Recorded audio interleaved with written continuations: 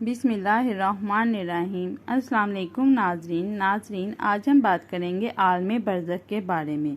इससे पहले आप सब प्यारे प्यारे बहन भाइयों से गुजारिश है कि वीडियो को पूरा देखें, और जो हमारी वीडियो पहली बार देख रहे हैं, अभी तक हमारे चैनल आमना वॉइस को सब्सक्राइब नहीं किया, तो जल्दी से हमारे चैनल को सब्सक्राइब करके हमारी यूट्यूब फैमिली में शामिल हो जाएं। नाजरीन, बरज़ख की ज़िंदगी दुनिया की ज़िंदगी के मुकाबले काफ़ी तवील होती है। तमाम जिन्नों इंस को मरने के बाद क़यामत से पहले आलम बरज़ख में रहकर अपने अपने मर्तबे के मुताबिक अपना वक़्त गुजारना होता है। जैसा कि सूरतुल मोमिनून में इरशाद होता है कि इनके आगे एक आर है उस दिन तक के जिस दिन में ये लोग उठाए जाएंगे। ये बात तो हम सब ही जानते हैं कि हमारा दुनिया में आना एक मुसाफिर की तरह है, लेकिन जिस तरह एक मुसाफिर कुछ वक़्त किसी जगह गुजारने के बाद अपनी मंजिल की तरफ चल पड़ता है, इस तरह हमें भी अपनी असल घर यानी अपनी असल मंजिल की तरफ जाना है। मरने के बाद इंसान की रूह अपने मादी जिस्म को छोड़कर एक ऐसे मुकाम की तरफ सफ़र करती है जिसे आलम बरज़ख कहते हैं। बरज़ख का मतलब है पर्दा, यानी दुनिया और आखिरत से हट कर या उनसे छुपी हुई एक अलग दुनिया।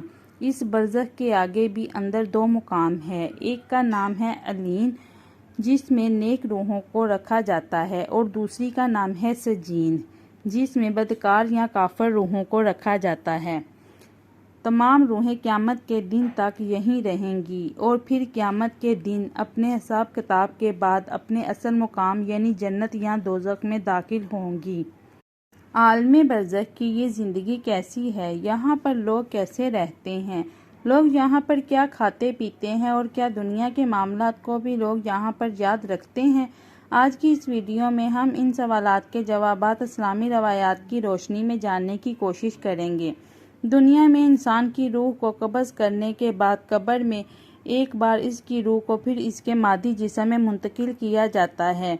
वहाँ पर मुनकर और नकीर सवाल जवाब करते हैं, और इसके बाद उसके अमाल के मुताबिक दो नूरानी फरिश्ते इसको आसमान की तरफ लेकर चले जाते हैं। इसके बाद इसकी रूह को अलीन में जाकर छोड़ देते हैं, जबकि किसी बुरे इंसान की रूह को सजीन में डाल दिया जाता है।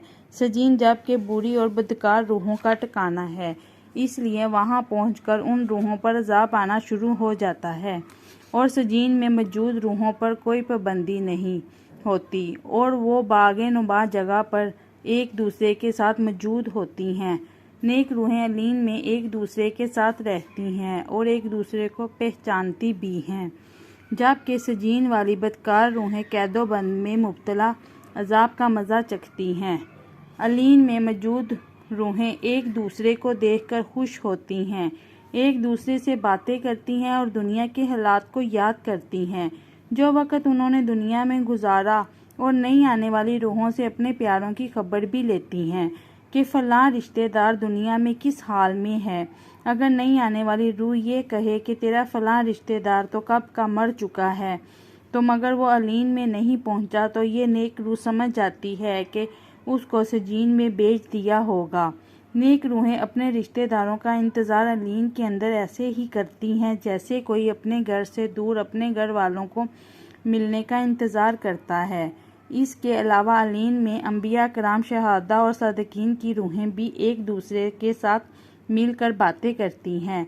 हज़रत आयशा रज़ी अल्लाह ताला अन्हा से रिवायत है कि नबी पाक सल्लल्लाहु अलैहि वसल्लम की विसाल के वक़्त आप सल्लल्लाहु अलैहि वसल्लम ने सूरतुन निसा की आयत नंबर 69 की तिलावत फरमाई, जिसका तर्जमा कुछ यूँ है कि जो लोग खुदा और उसके रसूल सल्लल्लाहु अलैहि वसल्लम की अताअत करते हैं, क़यामत के दिन उन लोगों के साथ होंगे जिन पर अल्लाह पाक ने बड़ा ही फजल किया, यानी कि अंबिया कराम, शहीद, सदीक और नेक रूहों, और उन लोगों की रफ़ाकत बड़ी ही खूब है। इस आयत मुबारका से हमें ये यकीन हो गया कि मरने के बाद नेक रूहें अपने करीबी रिश्तेदारों से मुलाकात करेंगी, और वो लोग